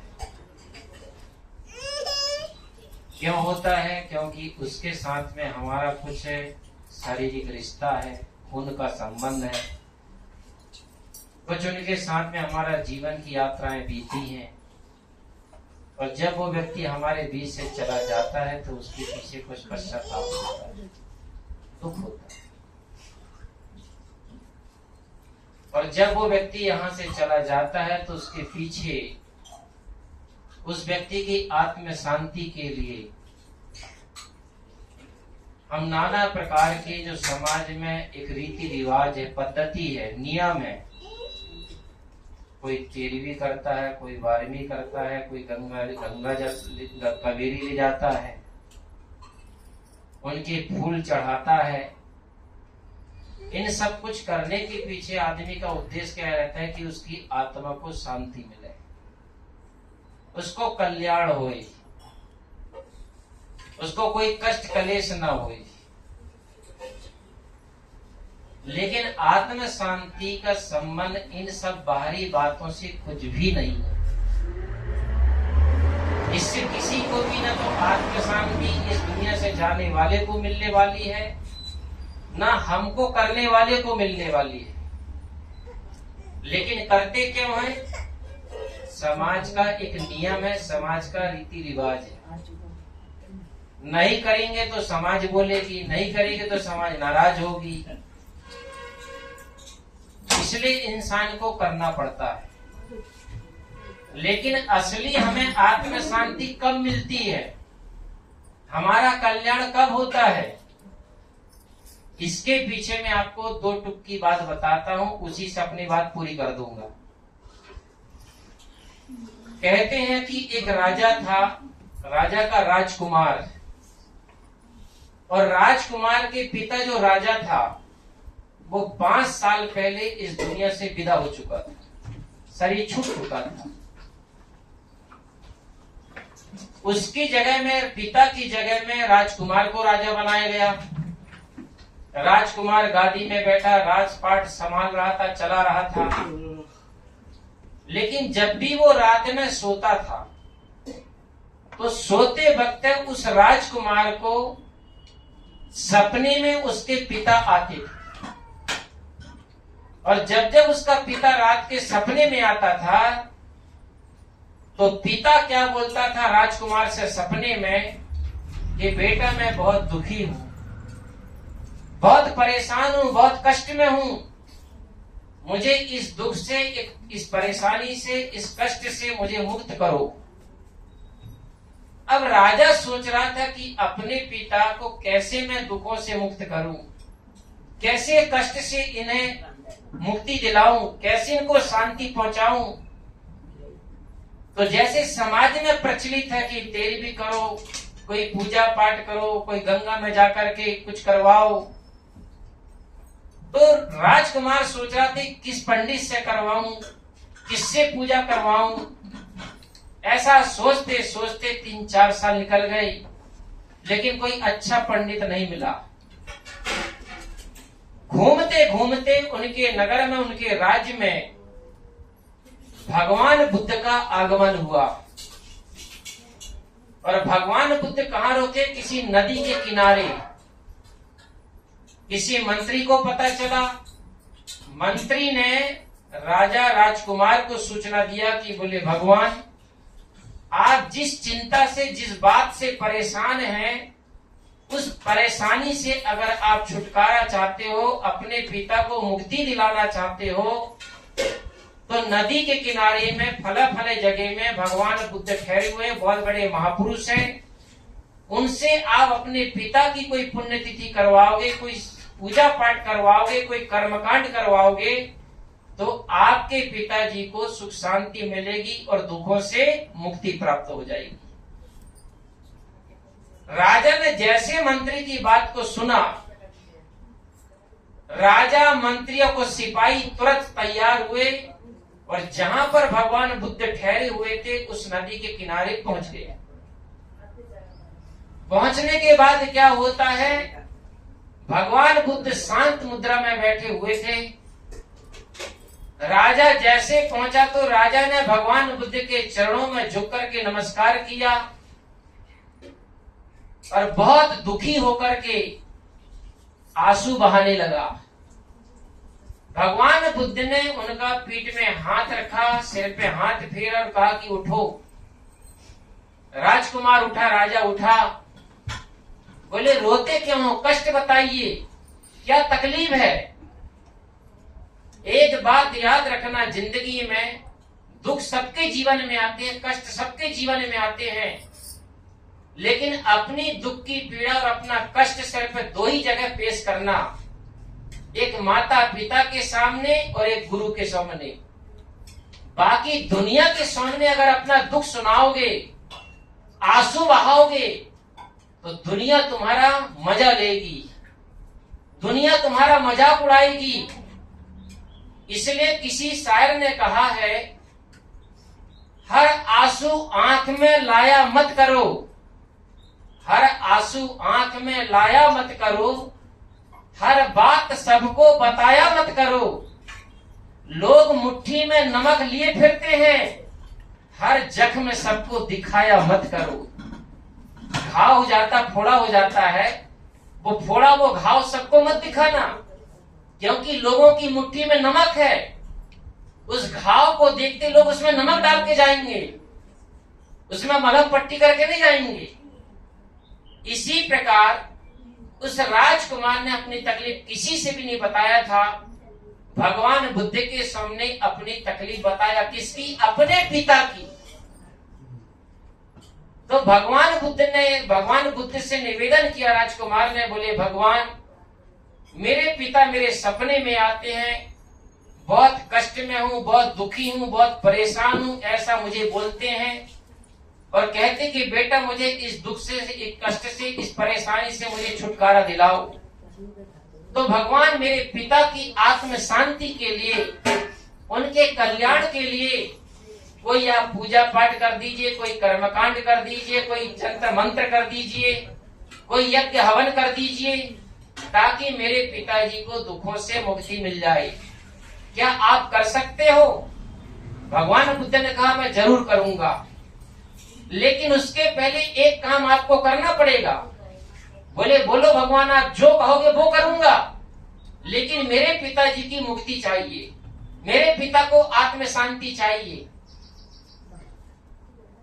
भगवान बुद्ध ने कहा, तुम सबसे पहले अपने राजमहल से 2 मटके बुलाओ, मिट्टी के मटके, और एक मटके में कंकड़ पत्थर भर के लाना, एक मटके में घी भर के लाना। कहानी बहुत ध्यान से सुनना, उसी राजा की कहानी नहीं है, वो हम और सबकी कहानी है। ये बात ध्यान रखना, क्योंकि शांति हर व्यक्ति चाहता है, कल्याण हर व्यक्ति चाहता है, मुक्ति हर व्यक्ति चाहता है, केवल हर व्यक्ति चाहता है। कोई नहीं चाहता का हाथ उठाओ तो, कौन नहीं चाहता शांति, कौन नहीं चाहता कल्याण, कौन नहीं चाहता मुक्ति? हाथ उठाओ, सबको चाहिए। तो राजा ने कहा कि एक मटके में कंकड़ पत्थर भर के लाना, एक मटके में घी भर के लाना, और दोनों मटके का मुंह बढ़िया सुंदर मखमली कपड़े से बंद करना। बस बस बोले ಈ ಕಥೆನ ನಾನು ಹೇಳಿದ್ದೀನಿ, ಆದ್ರೂ ಹೇಳೋಣ. ಮೊದಲಿಗೆ ಅವರು ಎಲ್ಲಿಂದ ಪ್ರಾರಂಭ ಮಾಡಿದ್ರು ಅಂದ್ರೆ, ನಾಗರಾಜಪ್ಪ ಅವರು ನಮ್ಮ ಜೊತೆ ಎಲ್ಲ ಕಾಲ ಕಳೆದಿದ್ದಾರೆ, ಅವರ ಸಂಬಂಧಿಕರು ಅವರ ಜೊತೆ ಜೀವನದ ಯಾತ್ರೆಯನ್ನ ಕಳೆದಿದ್ದಾರೆ.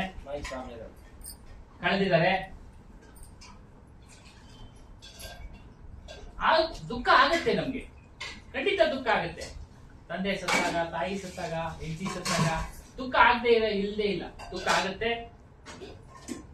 ದುಃಖನ ನಾವು ನಮಗ್ ನಾವೇ ಸಮಾಧಾನ ಮಾಡ್ಕೊಳ್ಬೇಕು, ಕ್ರಮೇಣ ನಮಗ್ ನಾವೇ ಸಮಾಧಾನ ಮಾಡ್ಕೊಳ್ಬೇಕು. ಆ ಸಮಾಧಾನ ಮಾಡ್ಕೊಳ್ಳೋ ಮಾರ್ಗ ಯಾವುದು ಅಂದ್ರೆ, ಈ ರೀತಿಯ ಸತ್ಸಂಗ, ಭಜನೆ, ವಿಚಾರಗಳಲ್ಲಿ ನಾವು ತೊಡಗಿಸಿಕೊಂಡಾಗ ಮನಸ್ಸು ಬದಲಾವಣೆ ಆಗುತ್ತೆ, ಮನಸ್ಸು ಪರಿವರ್ತನೆ हो जाता है। सत्संग करके करके करके पूछ जाता है ऑटोमेटिकली, ಅದು ನಿಯಮ, ಸ್ವಾಭಾವಿಕ, ನ್ಯಾಚುರಲ್. ಯಾರು ಅದರಲ್ಲೇ ಇರಲ್ಲ, ಯಾರೋ ಕೆಲವರು ಇರ್ತಾರೆ, ಯಾರೋ ಒಬ್ಬೊಬ್ರು ಅವ್ರಿಗೆ ಗೊತ್ತಿಲ್ಲ, ಜ್ಞಾನದ ವಿಚಾರ ಗೊತ್ತಿಲ್ಲ, ಆದ್ರಿಂದ ಅವರು ದುಃಖದಲ್ಲೇ ಮುಳುಗಿರ್ತಾರೆ ಅಂತ. ಮತ್ತು ಅವ್ರ ಆತ್ಮಕ್ಕೆ ಶಾಂತಿ, ಸತ್ತೋದರ ಆತ್ಮಕ್ಕೆ ಶಾಂತಿ ಸಿಗ್ಬೇಕಾದ್ರೆ ಪ್ರಪಂಚದಲ್ಲಿ ಅನೇಕ ನಿಯಮಗಳಿದ್ದಾವೆ, ಪೂಜೆ ಪುನಸ್ಕಾರ, ಹೋಮ ಹವನ ಇತ್ಯಾದಿ.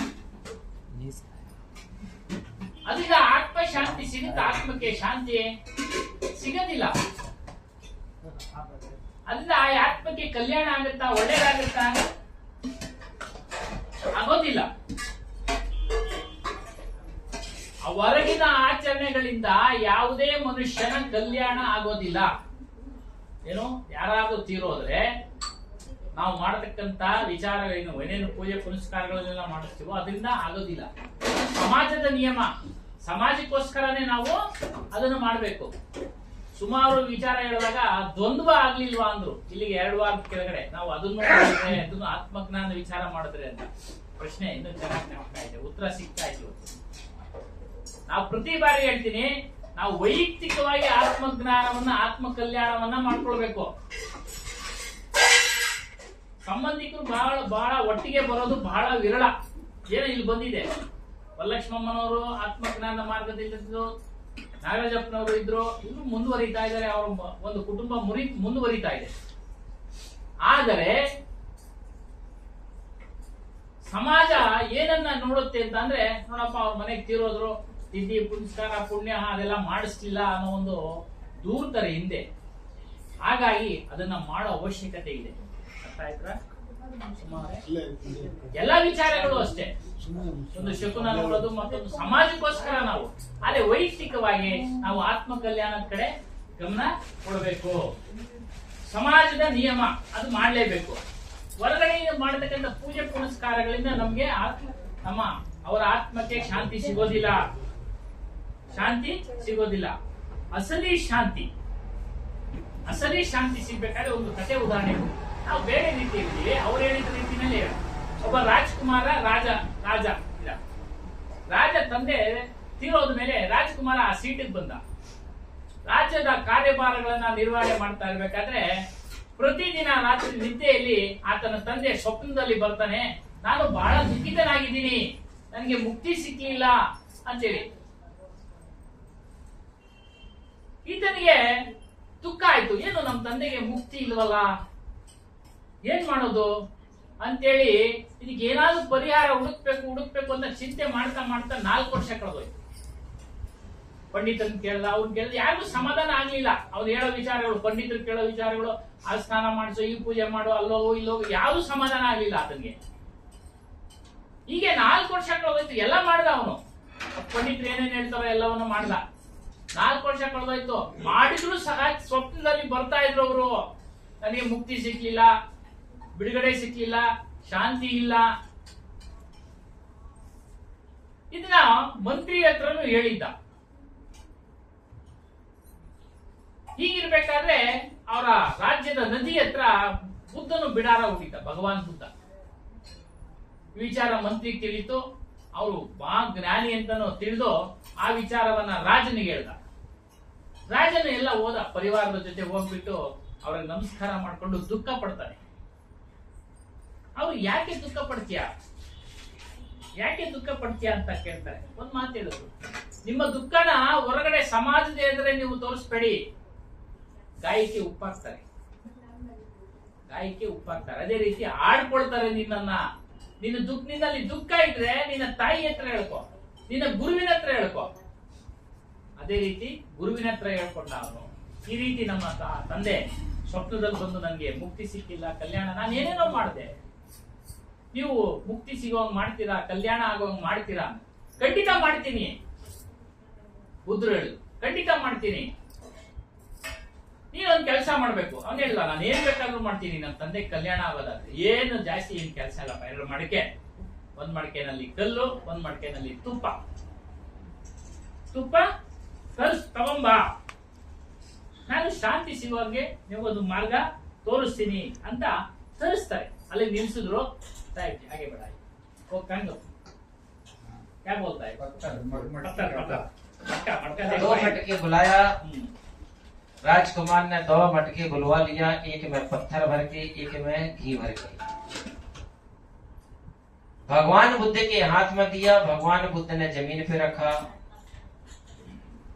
एक मटका उठा करके राजकुमार के हाथ में दिया और कहा कि राजकुमार, इस मटके को नदी के किनारे रख दो। राजकुमार ने मटका रख दिया।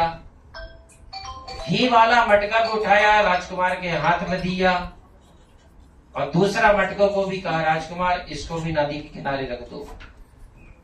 दोनों मटके नदी में रखे हैं, आधे पानी में डूबे हैं, आधे खुले हैं।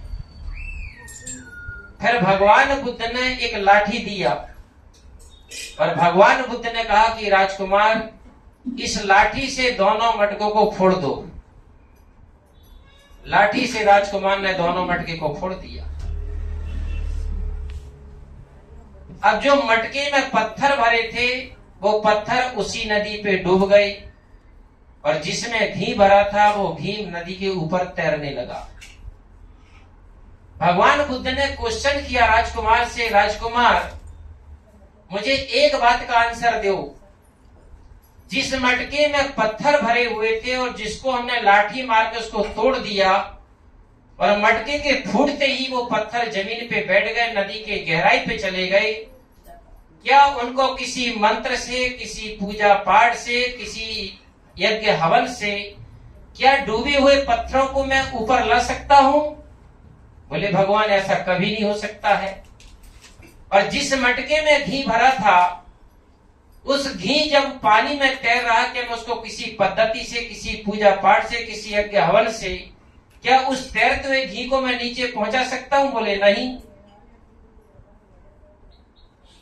राजकुमार को भगवान बुद्ध ने कहा, बोले राजकुमार बस यही इंसान के जीवन में बंधन और मुक्ति का खेल है। एक इंसान अपने जिंदगी में कंकड़ पत्थर जैसे कुकर्म करता है, अधर्म करता है, पाप करता है, छल कपट करता है, चोरी बेईमानी करता है, अत्याचार करता, दुराचार करता, पापाचार करता, व्यभिचार करता है और अपने अंतःकरण में कंकड़ पत्थर रूपी संग्रहित करता है। और एक व्यक्ति मानव जीवन को पाकर के, संत गुरुजनों का, महापुरुषों का सानिध्य पाकर के, सत्संग करके, भक्ति करके, सेवा करके पुण्य करता है, धर्म करता है, साधना करता है, सद्गुण सदाचार करता है, सत्कर्म करता है, परोपकार करता, उपकार करता है। एक व्यक्ति ऐसे घी के जैसे शुभ कर्म अपने हृदय में अंकित करता है। और जब वो ऐसे व्यक्ति, दोनों व्यक्ति का जब इस दुनिया से छुटकारा होता है, विदा होता है, मृत्यु होती है, तो जिसने कंकड़ पत्थर जैसे कुकर्म को कमाया है, अशुभ कर्म को कमाया है, उस व्यक्ति को मरने के बाद हो चाहे जीते जी हो, उस व्यक्ति के जीते जी भी मुक्ति नहीं है और मरने के बाद भी मुक्ति नहीं है। और जिस व्यक्ति ने शुभ कर्म को कमाया है वो व्यक्ति जीते जी भी मुक्त है और मरने के बाद भी मुक्त है। मुक्त का मतलब क्या होता है? मुक्ति का मतलब क्या होता है? जिसके जीवन में दुख समाप्त हो गए, जिसके जीवन से बंधन खत्म हो गए, उसी का नाम तो मुक्ति है। और मुक्ति की अनुभूति कब होती है? जिसका मन निर्विषय हो गया, जिसका मन निर्विकारी हो गया, जिसकी बुद्धि आत्म विषय रहित हो गई, उसी का नाम ही मुक्ति है, उसी का नाम ही पंडित है, उसी का नाम ही ज्ञान है।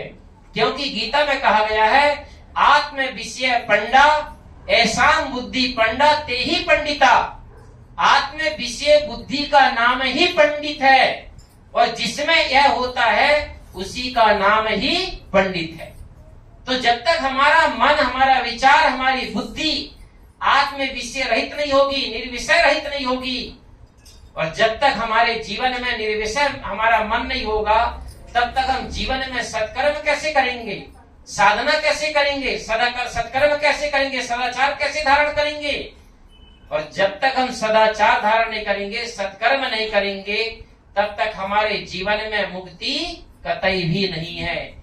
इसलिए हमें अपने जीवन में मानव जन्म पाए हैं, मानव जीवन पाए हैं, संसार में प्राणी पदार्थों के लिए कभी जीवन में मत लड़ना, प्राणी पदार्थ के लिए जीवन में कभी कुकर्म मत करना, प्राणी पदार्थों के लिए जीवन में कभी दुखदायी रास्ता मत चलना।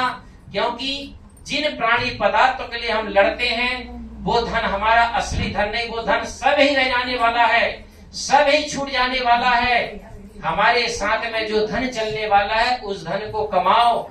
और उस धन के लिए कभी साहब ने कहा है, संग चले सो धन संतो, छूट जाए सो माया, ऐसे धन की करो तैयारी जो नहीं होए पराया। लेकिन वो धन को कौन कमा रहा है?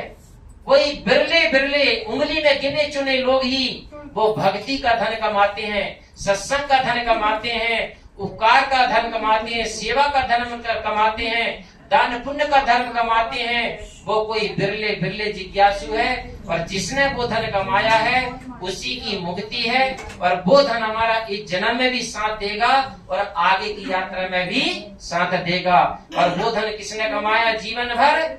नागराज अप्पा ने कमाया, क्योंकि जब से वो सत्संग की लाइन पकड़ा है उन्होंने कभी मरते दम तक उन्होंने जीवन में सत्संग को नहीं छोड़ा, संत गुरुजनों को नहीं छोड़ा, सेवा भक्ति को नहीं छोड़ा, और उन्हीं के बताए अनुसार रास्ते में हम पीछे के लोग, उनके परिवार के लोग चले, उसी रास्ते पे चले, उसी मार्ग पे चले, उनके बताए अनुसार रास्ते पे चलते चलते हम भी भक्ति सेवा सत्संग करें। यही हमारी असली श्रद्धांजलि है, यही हमारी असली उनकी पुण्यतिथि है, और ऐसा सबको करना चाहिए। यही मेरा आप पूरे परिवार से अनुरोध है, मेरा निवेदन है। और आप लोगों ने संत गुरुजनों को बुला करके सत्संग करवाया, पूरे परिवार को, सभी सत्संगी लोगों को, उनके भाई लोगों को, सभी को धन्यवाद है। और पूरे परिवार के लिए मेरी तरफ से शुभ मंगल कामना है, शुभ आशीर्वाद है। बस इतना कहकर मैं नागराज अप्पा को मेरी तरफ से आत्म शांति मिले, उनका आत्म कल्याण हो, इन्हीं शुभ मंगल कामनाओं के साथ में मैं अपनी वाणी को विराम देता हूँ। और हम और आप सभी लोग रंगा स्वामी जी की ट्रांसलेशन करने के बाद में 2 मिनट हम मौन धारण करेंगे, उनकी आत्म शांति के लिए आंख बंद करके बैठेंगे। बोलिए श्री सद्गुरुदेव की जय। ಮುಂದುವರೆದು ಹೇಳಿದ್ರು ರಾಜಕುಮಾರ್ ಏನ ಕೇಳ್ತಿ गुरुजी एक वो पानी में डूब लेना पत्थर अभी ऊपर आ सकता है, क्योंकि ईश्वर को पूजा करने को ईश्वर उठा सकता है। हमारा भारत में ऐसा है ना, ईश्वर को बोलने तो सभी कर सकता है। एक प्रश्न के पीछे में तो 1000 क्वेश्चन खड़े होंगे। चलो आप अपना पूरा करो। बोलिए श्री सत्यनारायण साहेब की जय, गुरुदेव की जय। ಇಲ್ಲಿ ಮುಂದುವರೆದು ಹೇಳ್ತಾರೆ, ರಾಜಕುಮಾರನ ಕಡೆಯಿಂದ 2 ಮಡಿಕೆಗಳು ತರಿಸಿದ್ರು. ಒಂದು ಮಡಿಕೆನಲ್ಲಿ ಕಲ್ಲು, ಒಂದು ಮಡಿಕೆನಲ್ಲಿ ತುಪ್ಪ. ಘೀ ಅಂದ್ರೆ ತುಪ್ಪ ತರಿಸ್ಬಿಟ್ಟು ಮುಳುಗನೆ ಇರೋ ಹಾಗೆ ಅರ್ಧದಲ್ಲಿ ತೇಲ್ಬೇಕು ಅಷ್ಟು ನೀರಿನಲ್ಲಿ ಅದನ್ನ ಇಡಕ್ಕೆ ಹೇಳ್ತಾರೆ. ನದಿನಲ್ಲಿ ಇಡ್ತಾನೆ ಪೂರ್ತಿ ಮುಳುಗಬಾರ್ದು, ಸ್ವಲ್ಪ ಒಂದು ಮೆಟ್ಲ ಮೇಲೆ ಅಂತ ಇಟ್ಕೊಳ್ಳಿ, ಮೆಟ್ಲ ಮೇಲೆ ಇಡ್ತಾನೆ, ನೀರು ಹರಿತಾ ಇರುತ್ತೆ. ಒಂದು ಲಾಠಿ ಕೊಡ್ತಾರೆ ಭಗವಾನ್ ಬುದ್ಧ, ಎರಡಕ್ಕೂ ಹೊಡಿ ಅಂತ. ಅವನು ಹೊಡಿತಾನೆ ಎರಡಕ್ಕೂ. ಕಲ್ಲಿರ್ತಕ್ಕಂಥ ಮಡಿಕೆ ಒಡೆದು ಕಲ್ಲುಗಳೆಲ್ಲ ಕೆಳಗಡೆ ಹೋಗ್ಬಿಟ್ಟು ಒಳಗಡೆ, ನದಿ ಒಳಗಡೆ. ತುಪ್ಪ ಇರ್ತಕ್ಕಂಥ ಮಡಿಕೆ, ಆ ತುಪ್ಪ ತೇಲ್ತು. ಆಗ ಕ್ವಶನ್ ಮಾಡ್ತಾರೆ ರಾಜ್ಕುಮಾರ್ನ, ನೋಡಪ್ಪ ಕಲ್ಲು ಒಳಗಡೆ ಹೋಗ್ಬಿಟ್ಟಿದೆ, ಯಾವುದೇ ಪೂಜೆ ಪುನಸ್ಕಾರ ಹೋಮ ಹವನ ಇವುಗಳಿಂದ ನೀನು ಕಲ್ಲನ್ನ ಮೇಲೆ ತರಲಿಕ್ಕೆ ಸಾಧ್ಯನಾ? ಏನು ಮೇಲೆ ಬರ್ಬೇಕು, ತುಪ್ಪದಂತೆ ಮೇಲೆ ತೇಲ್ಬೇಕು. ಅಲ್ಲಿ ಹೇಳ್ತಾನೆ, ಇಲ್ಲ ಸ್ವಾಮಿ ಆಗೋದಿಲ್ಲ, ಅದು ಪ್ರಕೃತಿ ನಿಯಮ. ಹಾಗೆ ಕಲ್ಲು ಮುಳುಗದೆ ಅದು ನಿಯಮ. ಮತ್ತೆ ಹೇಳ್ತಾರೆ, ತುಪ್ಪವನ್ನ ಅದೇ ರೀತಿ ನೀನು ಪೂಜೆ ಪುನಸ್ಕಾರ ಹೋಮ ಹವನಗಳಿಂದ ಒಳಗಡೆ ಹೋಗೋದಿಕ್ಕೆ ಮಾಡಕ್ ಸಾಧ್ಯನಾ? ಇಲ್ಲ ಸ್ವಾಮಿ, ಅದು ಪ್ರಕೃತಿ ನಿಯಮ, ನ್ಯಾಚುರಲ್, ಅದಲ್ಲ ಸ್ವಾಭಾವಿಕ. ಹಾಗೆ ಹೇಳ್ತಾರೆ. ಅದೇ ರೀತಿಯಾಗಿ ಮನುಷ್ಯನು ತಾನು ಮಾಡಿರ್ತಕ್ಕಂಥ ಕರ್ಮಗಳಿಗೆ ಅನುಗುಣವಾಗಿ ಫಲವನ್ನ ಭೋಗಿಸ್ತಾನೆ. ಫಲಿತಾಂಶ, ರಿಸಲ್ಟ್. ಅದರಿಂದ ನಾವೇನ್ ಮಾಡ್ಬೇಕು? ಸತ್ಕರ್ಮಗಳನ್ನ ಮಾಡೋ ಒಂದು ಮನಸ್ಸನ್ನ ಧಾರಣೆ ಮಾಡ್ಕೊಬೇಕು, ಸತ್ಕರ್ಮಗಳನ್ನ ಮಾಡ್ಬೇಕು. ಯಾವುದು ನಿಜವಾದ ಸತ್ಕರ್ಮ ಅಂತ ಅಂದ್ರೆ, ಮನುಷ್ಯನಿಗೆ ಆತ್ಮ ಕಲ್ಯಾಣ ಆಗ್ಬೇಕಾದ್ರೆ, ಆತ್ಮಕ್ಕೆ ಶಾಂತಿ ಸಿಗ್ಬೇಕಾದ್ರೆ ಈ ರೀತಿಯ ಸತ್ಸಂಗ, ಸದ್ವಿಚಾರ, ಸದಾಚಾರ ಇವುಗಳನ್ನೆಲ್ಲ ನಾವು ಮಾಡ್ಕೊಳ್ತಾ ಬರ್ಬೇಕು. ಯಾವ ವ್ಯಕ್ತಿ ಮೋಸ, ಕಪಟ, ವಂಚನೆ, ಅತ್ಯಾಚಾರ, ವ್ಯಭಿಚಾರ ಇತ್ಯಾದಿಗಳನ್ನೆಲ್ಲ ಮಾಡ್ತಾನೋ ಆತನಿಗೆ ಮುಕ್ತಿ ಇಲ್ಲ. ಅವನು ಒಳಗಡೆ ನೀರಿನಲ್ಲಿ ಹೆಂಗ್ ಕಲ್ಲು ಮುಳುಗೋಯ್ತು ಅದೇ ರೀತಿ ಹುಟ್ಟು ಸಾವುಗಳಲ್ಲಿ ಮುಳುಗ್ತಾ ಇರ್ತಾನೆ, ಹೇಳ್ತಾ ಇರ್ತಾನೆ, ಮುಳುಗ್ತಾ ಇರ್ತಾನೆ.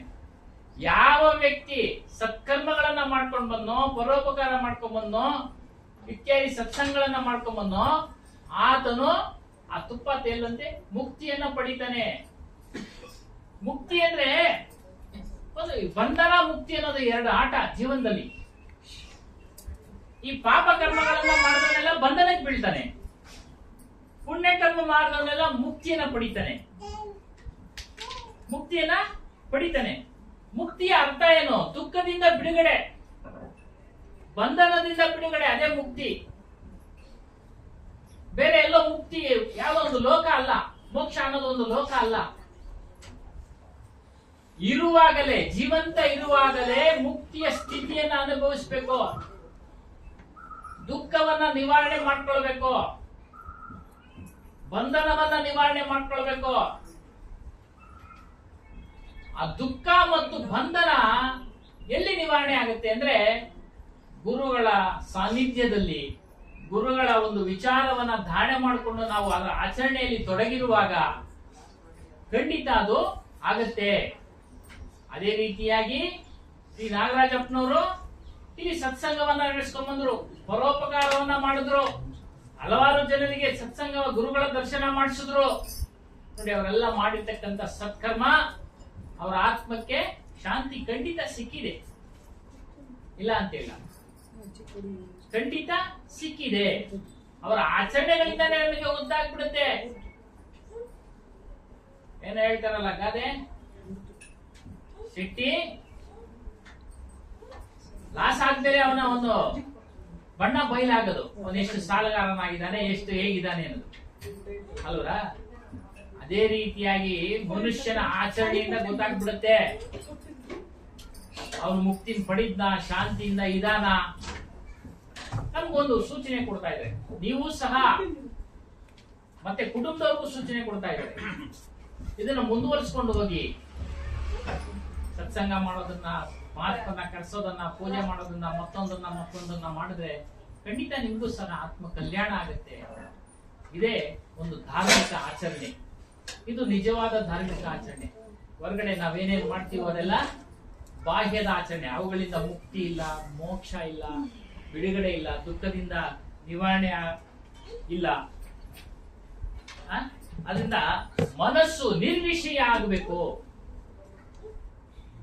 ವಿಷಯಗಳಿಂದ ದೂರ ಆಗ್ಬೇಕು. ಶಬ್ದ, ಸ್ಪರ್ಶ, ರೂಪ, ರಸಗಂಧ ಇಲ್ಲದೆ ಇದ್ರೆ ಬದುಕಕ್ಕಾಗೋದಿಲ್ಲ. ಆದ್ರೆ ಅವಶ್ಯಕವಾಗಿ ಇರುವಷ್ಟು ಬೇಕು, ಬಟ್ಟೆ ಬೇಕು ಅಂತ ಹೇಳ್ತಾ ಇದ್ರು ಸ್ವಾಮೀಜಿಯವರು. ಬಟ್ಟೆ ಬೇಕು, ವಸ್ತು ಹೋना चाहिए हमको, पहनने के लिए चाहिए, ಹಾಕೊಳ್ಳಿದ್ರೆ ಬಟ್ಟೆ ಬೇಕು. ಯಾವ ತರ ಬಟ್ಟೆ ಅನ್ನೋದೇನಿಲ್ಲ, ಇದೊಂದು ನಿಯಮ, ಅವ್ರಿಗೊಂದು ನಿಯಮ ಬಿಳಿ ಬಟ್ಟೆ ಹಾಕೋದು. ಆದ್ರೆ ಮನಸ್ಸಿನ ಶುಭ್ರತೆ ಮುಖ್ಯ, ಮನಸ್ಸು ಶುದ್ಧವಾಗಿರೋದು ಮುಖ್ಯ. ಯಾವ ಬಟ್ಟೆ ಹಾಕಿದ್ರೆ ಏನಂತೆ, ಅದಕ್ಕೆ ಹನುಮಾನ್ ಸಾಹೇಬ್ ಹೇಳ್ತಾ ಇದ್ದಾರೆ, ಯಾವ ಬಟ್ಟೆ ಹಾಕಿದ್ರೆ ಏನಪ್ಪ, ನೀನು ಮೋಹ ಬಿಡು, ಮನಸ್ಸನ್ನ ಶುದ್ಧವಾಗಿ ಇಟ್ಕೋ, ನಿಮ್ ಮನಸ್ಸನ್ನ ನಿರ್ವಿಷಯವಾಗಿ ಇಟ್ಕೋ, ಯಾವುದೇ ವಿಷಯಗಳಿಗೆ ತೊಡಗಿಸಿಕೊಳ್ಬೇಡ, ಮೋಹವನ್ನ ಬಿಡು, ವಾಸನಾ ರಹಿತನಾಗಿರು, ಆತ್ಮ ಚಿಂತನೆಯಲ್ಲಿ ಇರು. ಆತ್ಮ ಎಂಬ ವಿಷಯದಲ್ಲಿ ಧ್ಯಾನವನ್ನ ಮಾಡ್ತಾ ಇರು. ಆ ವಿಚಾರ ಎಲ್ಲಿ ಗೊತ್ತಾಗುತ್ತೆ? ಗುರುಗಳಿಂದ ಗೊತ್ತಾಗುತ್ತೆ. ನಾನು ಅಂದ್ರೆ ಯಾರು, ದೇಹ ಅಂದ್ರೆ ಏನು, ಪ್ರಪಂಚ ಅಂದ್ರೆ ಏನು. ಹಾಗಾಗಿ ಆ ಕಾರ್ಯವನ್ನ ಯಾರು ಮಾಡಿದ್ರು? ಶ್ರೀ ನಾಗರಾಜಪ್ಪ ಅವ್ರು ಮಾಡಿದ್ದಾರೆ. ಪರೋಪಕಾರ ಮಾಡಿದ್ರು, ಕುಟುಂಬದವರಿಗೆಲ್ಲ ಆತ್ಮಜ್ಞಾನವನ್ನ ಕೊಡಿಸ್ತಾ ಇದ್ದಾರೆ, ಅವ್ರ ಕುಟುಂಬದವರು ಸಹಕರಿಸ್ತಾ ಇದ್ದಾರೆ. ಸಂತರ ಪೂಜೆ ಮಾಡಿದ್ರು, ಗುರುಗಳ ಪೂಜೆ ಮಾಡಿದ್ರು, ಕಲಿಸ್ತಾ ಇದ್ದಾರೆ, ಮಾಡ್ತಾ ಇದ್ದಾರೆ. ಖಂಡಿತವಾಗ್ಲೂ ಅವ್ರಿಗೆ ಮುಕ್ತಿ ಆಗಿದೆ, ಖಂಡಿತವಾಗ್ಲೂ ಮುಕ್ತಿ ಆಗಿದೆ. ಆಚರಣೆಯಿಂದ ಅದು ಖಂಡಿತ ಲಭ್ಯವಾಗುತ್ತೆ. ಅಂದ್ರೆ ನಾವೆಲ್ಲರೂ ಸಹ ಗುರುಗಳ ವಾಣಿಯಂತೆ, ಎಲ್ಲಾ ಮಹಾತ್ಮರ ವಾಣಿಯಂತೆ ನಾವು ನಡ್ಕೊಳ್ಳೋಣ. ಅವ್ರ ದರ್ಶನ ನಮಗೆ ಕೊಟ್ಟಿದ್ದಾರೆ. ಇವತ್ತೊಂದು ದಿವಸ ನಾಗರಾಜಪ್ಪ ಅವರ ಒಂದು ಮರಣದ ಸವಿ, ಒಂದು ಶ್ರದ್ಧಾಂಜಲಿ ಸಲುವಾಗಿ ಆಯೋಜನೆ ಮಾಡಿರ್ತಕ್ಕಂಥ ಸತ್ಸಂಗ ಸಮಾರೋಹದಲ್ಲಿ ನಮಗೆ ಶ್ರೀ ದೇವೇಂದ್ರ ಸಾಹೇಬರು, ಶ್ರೀ ದೀನೇಂದ್ರ ಸಾಹೇಬರು, ಶ್ರೀ ಸಂತೋಷ್ ಸಾಹೇಬರು, ಅವರು ಪಿತಾಜಿಯವರು, ಎಲ್ಲರೂ ನಮಗೆ ದರ್ಶನವನ್ನ ಕೊಟ್ಟು ಮುಕ್ತಿಯ ದಾರಿಗೆ ಕರ್ಕೊಂಡು ಹೋಗ್ತಾ ಇದ್ದಾರೆ. ಹಾಗಾಗಿ ಇವರೆಲ್ಲರಿಗೂ ಸಹ ನಾವು ಧನ್ಯವಾದಗಳನ್ನ ಅರ್ಪಿಸೋಣ. ಮತ್ತು ಎಲ್ಲ ಆದ್ಮೇಲೆ ಒಂದು 2 ನಿಮಿಷ ಮೌನವನ್ನ ಆಚರಣೆ ಮಾಡೋಣ ಅಂತ ಹೇಳಿದ್ರು. साहब जी आप सब लोगों को सबको बहुत बहुत धन्यवाद साहब जी.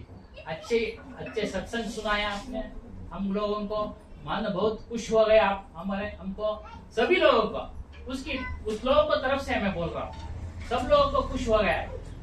ऐसा बार बार आके हमको सत्संग सुनाइए, आपका साथ लेको जाइए, हाथ पकड़ के लेको जाइए, ज्ञान मार्ग में हाथ पकड़ को लेको जाइए, हमको शांति दिलाइए. प्रार्थना करूंगा, निवेदन करूंगा. बोलिए श्री सत्यनारायण हमारे कबीर साहेब की जय. महंत रंगा स्वामी ने हम लोग की बातों को आप सब तक पहुंचाया, इसके लिए बहुत बहुत उनको धन्यवाद. धन्यवाद साहब जी, धन्यवाद साहब. ये तो हमारा भाग्य है, सभी लोगों का आपका सत्संग सुनने का हमारा भाग्य है, बोलने को भी भाग्य है. वो दिया हमको वो नागराजप्पा ने कारण है हमको इधर आने का, इधर बैठने का. हमें वो बालक था सत्संग में बोलने के, पहले हमको बोलने को नहीं होता था, ये सब भी हंसता था पीछे तमाशे खेलता है सुनने. बाद में ऐसा थोड़ा आप जैसा महात्मा से सीखा पढ़ लिया. अभिलाष साहब ने ग्रंथ पढ़ लिया और दूसरा उपनिषद पढ़ लिया, थोड़ा पढ़ लिया, समझ लिया. वो बोल रहा हूँ सर. सभी हमारा गुरु जी का, हनुमान साहब का कृपा है सर, गुरु माता जी का कृपा और आप लोगों का कृपा. साहे बंदगी साहे रहती. सभी लोग